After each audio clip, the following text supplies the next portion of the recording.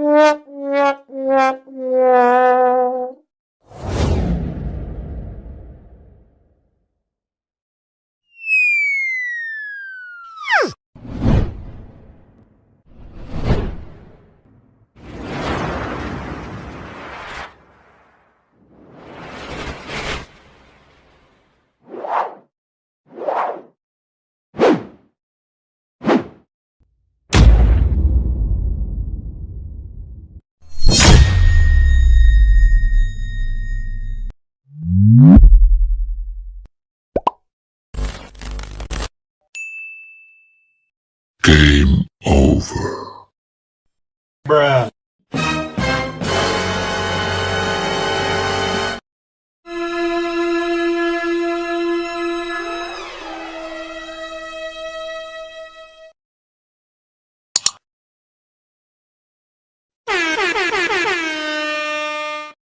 तो गाइस ये था कुछ साउंड इफेक्ट।